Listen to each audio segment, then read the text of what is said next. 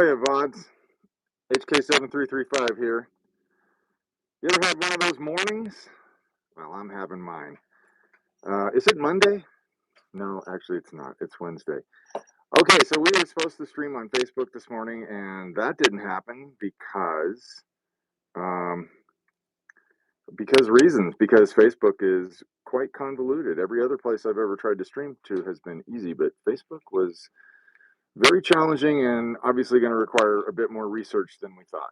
Probably should have done that, but we thought it was going to be simple because everything else is generally. So anyway, we apologize for the delay. We apologize for the mix-up that we're not on Facebook right now. We're on YouTube, and hopefully that's okay. Yeah, I'm a bit quiet. Okay, I'm sorry about that. I'm actually using a different microphone setup right now, Caleb. So hopefully it's going to be possible for you to hear me. Anyway, yeah, we're grinding through it today. Just having a day. So we are doing a stream specifically to answer a question about how to sand fine details on whatever it is you're working on. Generally, it's probably going to be a helmet or some gauntlets. Lots of tight corners and spaces on some of these things. Some of them don't. Some of them are pretty simple. But something like this Ace Pilot helmet, this has got a lot of nooks and crannies. That's what I call it, the nooks and cranny sand.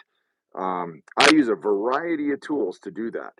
Normally what I do for my sanding process is I start with 80 grit sandpaper and I'll do the whole thing. Yes, I do use a power sander for the broad areas, and no, it's not a problem. It actually works really well and helps speed the process up immensely. But it won't get into the corners. And I know some people are using those callus removers. I haven't tried one of those yet, so I'm not going to weigh in on it. Hopefully, but hey, Evan, how you doing, man? Everybody who's in, welcome in. I haven't. It's actually kind of hard for me to see the chat right here because it's very small and it's kind of far away from me. But like I said, we're we're working through it. Ironside Productions, welcome in. I appreciate you being here. Thanks for showing up. Yeah, so we're working on it here. So anyway, let me get back to the topic at hand, which is detail sanding, right? So I use a variety of implements. Basically, it's whatever works. I usually like to start with sandpaper. Stick to the medium I'm already using, and if that's not going to do the job completely, then I will break out some of my other tools here. So what I do is I'll take the sandpaper and make it really, really small. This helps get a lot of mileage out of your paper too. You make a sheet of sandpaper last a very long time by just breaking it down into smaller sheets. I have another better thing here. Where didn't I get it? Oh, here we go. This one's better. Okay, so I like this. This is cut from a Bondo scraper, so it's got a tapered end. It also has a broad end, which can be useful as well. So what I'll do is I'll just wrap the sandpaper around this thing, and I'll start working the edges. So if I'm up on this thing here, it's going to be this hard. This area here is really hard to get into with just a regular sheet of sandpaper. So I'll just go in along the edge, and I'm using the thin side right now, but if I wanted to, I could take it and put it on its side and go right up against.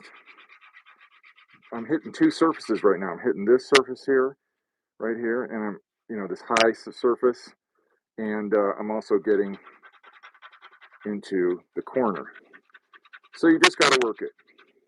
All right, and generally this will do the job 90% of the time, but if it doesn't, then you can switch out to some other tools.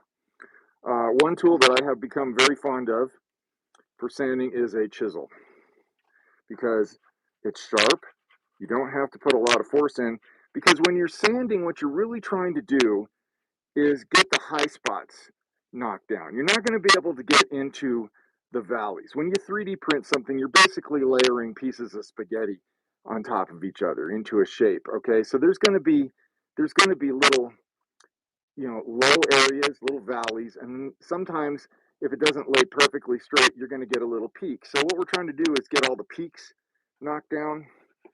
we can't really get the valleys with this method. We got to use other methods for that. So the chisel is really nice for getting into tight corners and to getting things that you still can't reach with the sandpaper, because as tight as this thing is, it still can't get everything, because it still has a certain amount of thickness even at the thinnest part. So there's certain areas that you can't necessarily get.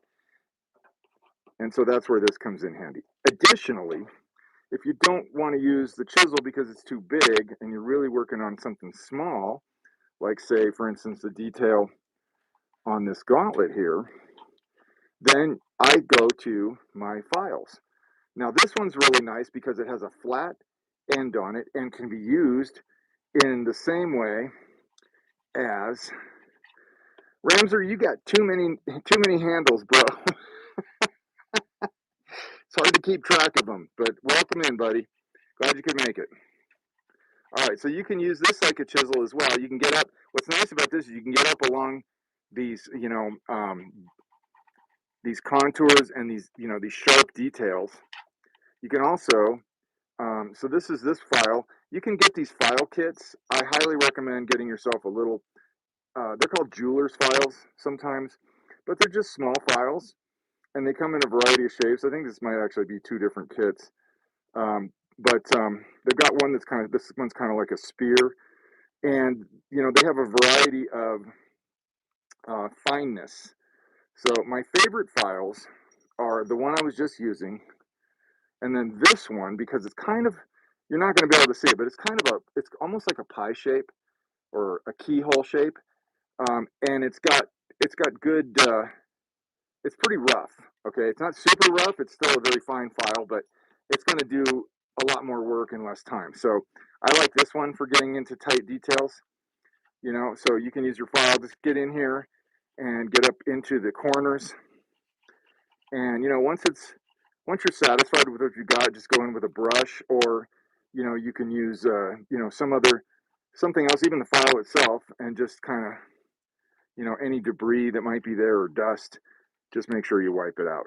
So there's these little files, and if you want to see some good quality files that I'm using and that I picked out, you can go check them out on my Amazon store. That's amazon.makerbake.com. So let's see. The Jedi Jawa, welcome in. It happens sometimes. Yes, tech does suck. Thank you for your what's the word I'm looking for? Why am I having a brain fart on this word? Thank you for your understanding. That's the word I was looking for. Yes, I appreciate it. Okay, so I'm hoping that the person who actually asked the question on the Facebook group is here, because they're the one that I'm actually doing this for. So another file you can use is you can get one of these, okay, and one of these. Now this one's really cool. I've shown this one before. This is a four-sided rasp that has two different roughnesses. Okay, so it's got one that's kind of semi-rough, pretty rough, and then it's got one that's really aggressive. So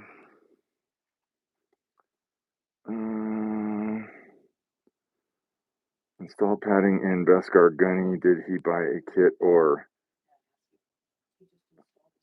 Oh, you installed padding in your Gunny, Ramser. Did you get a kit, or did you just did you kit bash it? My college Wi-Fi is dropping out. Tech is baiting everyone today. Yeah, everybody updated their stuff in the last 24 hours. YouTube updated, Facebook updated, Instagram updated, probably Twitch and everybody else updated too. It's crazy. They need to back off on the updating all at the same time thing, because it's very nerve-wracking for creators, because we constantly have to keep jumping through all these hoops.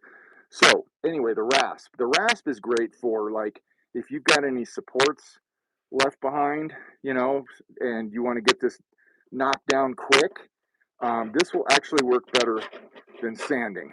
So, because you can get in here and really work it, and take this down quick. And if you don't want to use the really aggressive side, then you can go with the more lighter duty one. So one of these files is really good. You can get into some tight places with these, but these are just good in general to have for dealing with anything that's, kind of gnarly and you don't want to risk tearing sandpaper up on. Definitely recommend this. Also, a finer file. Um, I've got several different files, including these two. Actually, I've got a few more. Files are awesome, and they're not very expensive. Definitely, this is a nice round one. It's good for, smoothing out holes. Like if you've got a Chicago screw that doesn't quite fit, then you can just ream this hole out a little bit. Then I got a smaller version of that. This one's very fine. Now the only drawback about these is that they're kind of meant to go in handles, so they have this whole area here where, I guess this is the tang. They have this whole area here where, there's nothing. So you just got this one. So I don't use this one that much, mostly for cleaning out screw holes and stuff. This file is pretty cool because it's got these very sharp edges on it. So it's good for getting up, like when I'm putting in mohawks and stuff, I like to run these right along the edge here. And it's almost like a knife edge, but you can also lay it down flat. You can get it parallel to the side you're working with. So you're getting this nice filing action here, to really kind of clean this edge up so when you go to install your part, it fits perfectly. Because you always get a little bit of variance with 3D printing things. We try to make them fit as best as we can, but sometimes things get printed too thick. I use my spare ACH padding. Oh, nice. Okay, cool. Very cool. Armored combat helmet, for those who don't know. So, you guys don't call it a cover anymore? Or is that a cap? That's your cap, right? Like your just regular cloth cap is a cover. I think that's what it is, but I'm not in the military, so I don't know, and I'm not going to pretend like I do. So I just hear things, on movies, which are frequently wrong. So anyway, yeah, let's see what we got here. So other things you can try if you're really having a difficult time with a tight area. This one, I have a story about this one. It was a long time ago when I was a young Mando.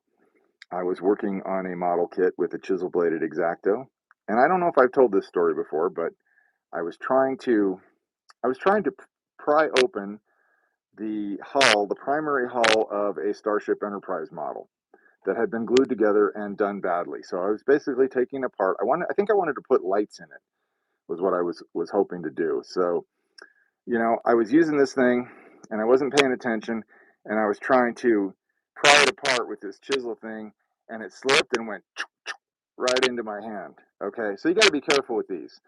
They're very sharp, always cut away. So before you start cutting, make sure your hands are in a good, safe position. So like, you keep whatever you're holding, your hand that you're holding your thing with, behind you. Another thing is I like to grip this like a pen so I can control. I never push like this. I always just, use my fingers to control it.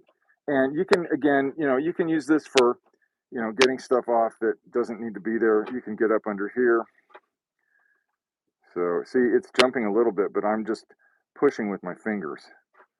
So it's not going to go far. And I've got this hand behind it, which is always important. So I know for a lot of you guys, this is probably rudimentary stuff. The whole point of this stream today was to answer a question somebody had about detail sanding, fine parts. So these are the methods that I normally use, starting with sandpaper, generally on a piece of Bondo scraper. And again, the reason why I like that is because it has a taper to it.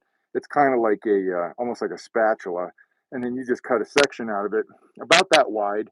And then you can wrap a little piece of sandpaper. And you can use, any size grit, any grit to work with this. But this is great for getting into tight corners. And if you're using 80 grit, it isn't going to take long. I always start with 80 grit, and then I go, I'll do my putty pass next, and then I will go right to like 180, 220, or 320, depending on what I have around. Either any of those will work. And then I'll go to my primer pass, doing my filler primer. and that I will sand with 400. So yeah, what's nice about this is that not only can you get into corners and stuff, but if you want to go and hit some other spots, whoopsie, then you can do that. So, you know, this, I mean, like I would be sanding this by hand. I wouldn't use my power sander on this because there's just too many corners and too many details here that I would be afraid of melting. But you know, on a broad flat, you know, broad surface, a broad curved surface, or a broad flat surface like armor, power sanding is the way to go. Definitely recommended. And I got my power sander, I think it was like $30, and I've had the thing for like 3 years now, and it works great. It works like a champ. It's got variable speed. It is an orbital sander. I might have the link to it on my store, so if you guys want to check it out. Let's see what we got. Advanced combat helmet. Ah, okay. Because obviously it's armored, right? Advanced. Okay, the normal hat for the uniform is the patrol cap. Oh, okay, cool. Well, I appreciate that. Good to know. I love that stuff. I'm always fascinated by what they call things in the military. So, all right. Well, okay. So let's see here. What else can we say about this? Let's look at these different files. So in the file kits, you're going to get a pointy round file. This thing is extremely useful. You're going to get another pointy round file. You're going to get this one that looks kind of like a spear. Okay, so it's sort of this, it's almost like a diamond shape, almost like a sword, like a classic sword, except one side is kind of slightly curved, and the other side is the triangle sword shape. So it's not a full sword, it's kind of like a half sword. Is this another round file? Okay, this must be 2 kits. Okay, then you're going to get this really awesome flat one, and this one is the same thickness all the way around. And this one I kind of use like a chisel sometimes too, with the edge to knock things down in tight areas, and it works great. So you know, you can go in here, and remember, all you're trying to do is just take those high spots off. So working at it with something like this can really speed things up, because this doesn't take long to go through and, you know, get into all these corners. You know, and it's all about the speed, getting it done so you can stay motivated. So, all right. So yeah, there's this one. Then we've got a shorter version of that. Actually, this is, yeah, I think this is 2 kits actually, because this is the same file, but it broke. However, it's still useful. So if your file breaks, don't throw it away. It's not going to be exactly the same, but you'll still be able to use it. So we've got another spear, and then we've got this one, which is, this one's different. This one's got a flat edge and a rounded edge. So this one could be used in a variety of different ways. There's going to be some that are just your go-tos every time. You're not going to use all the files all the time, but it's good to have different ones, because you never know when you might need that, where it might just work perfectly. Do you print gauntlets vertical or at an angle? Kind of both. My latest, there should be a slice example in the file. If you bought the gauntlet file, Mr. Wolfclaw, you should know that there is a slice example. Just look around in there. There should be a couple of photos that show how I've got them positioned in my setup. So yeah, definitely check that out. Do we print? Oh yeah, okay, yeah. So hopefully that answers your question. But generally, yeah, I print them like this. Let's just set this one up so you can see. I print them. I don't print them together. I print them separate. And if they have custom supports, I think they do. I think the ones that I just put actually have custom supports on the on this part of the gauntlet, not on any of the small stuff, but these are custom supported, I believe. So you have the option to use those or not. It's up to you. They're totally optional. But yeah, generally I slice. This one was nice because it's got this angle cut here. So I like to go. Sometimes I like to go at an angle because I just think it prints a little stronger, and sometimes you can get an advantage with overhangs, you know, like maybe this one I'm printing like this. I don't know. I have to look at the pictures, but yeah, generally they're vertical, but there's generally at a slight angle. I usually don't print them straight up and down. My older gauntlets I did print straight up and down because they had a flat, you know, straight cut bottom, so they sat on the print bed really well, just like this. So yeah, hopefully that answers your question. But there should be a couple of pics in the file that you can check out. Got to drop off for a meeting at work, but I'll be back later. Awesome. Thanks a lot, Caleb. I appreciate you being here. Take care, man. Enjoy your meeting. Nearly lost my helmet fan kit. Oh no. What the heck happened? Where'd you lose it? Did you drop it down a hole? Did it, you know, I don't know. How did you lose it? Was it getting shipped somewhere? You get it shipped to the wrong place? That can happen when you're on an army base and you're getting ready to transfer, right? You're going to be leaving soon if you haven't already. I don't think you've left yet, but you're going to be stateside soon, right? All right. Anyway, so yeah, that's basically it for what I use. If you guys want to see the sander that I use, let me just grab it here. Here it is.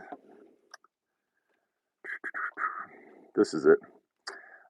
It's not a battery cordless one, and I have a cordless orbital sander, and I love this one because the battery gets real heavy after a while, and I can hook this one up to a vacuum. The other one I can't, so I like being able to hook this up to the vacuum, the shop vac, when I'm going, so it just collects most of the dust. Some of the dust will get past, but it gets most of it, so it's pretty cool. If you don't have anything else, go to questions. Hi, I'm Joe Biden. I do have a few other things. So let's see. I'm planning to print the boba gauntlets you made soon. I'm a big fan of boba style kits too. Yeah, I like those. I'm still fond of those, Mr. Whiteclaw, and I appreciate that you are too. You'll enjoy them. They're cool. And you can scale them slightly. They really weren't designed to be scaled because they take specific size threaded inserts, but you can scale them down just a little bit. The only place you're going to have an issue is with the darts on the right gauntlet, because they were very specifically designed to take a 3/16 brass tube as the primary support for the 3D printed dart. But you can always go without it or even get a smaller tube. So they do make smaller tubes. The next size down would be 5/32, I think. And you could go smaller than that. So 3/16 is, you could go 1/4 inch. So you can scale them if you want to. Yeah, so yeah, guys, if I'm about ready to wrap it up. I don't know what else I can say about fine detail sanding, but if you guys have any questions, shoot, let me hear you. What do you got? Otherwise, I'm gonna go ahead and wrap this up and get back to my work. So, all right. Well, I'm not seeing anything popping up. I appreciate you guys being here, and I just want to say thanks for watching. And if you want to know more about me or what I do and how I do it, click on my link tree on my page, and you will see anywhere that you can find me. That's Amazon, my social medias, my email list. And if you join my email list, you will get my free 3D print perfection guide plus a free 3D model. And of course, a bunch of you guys are already on my Facebook group, so I probably don't have to say that. But if you're not on my Facebook group, get on there, because we're going to do some cool things, and we will figure out the Facebook streaming today. That's definitely on the list. We're going to be streaming again on Friday for Forge Friday, so stay tuned for that. Otherwise, I really appreciate you guys being here, so thanks so much, and I will talk to you guys soon. This is HK7335 saying, Vote on.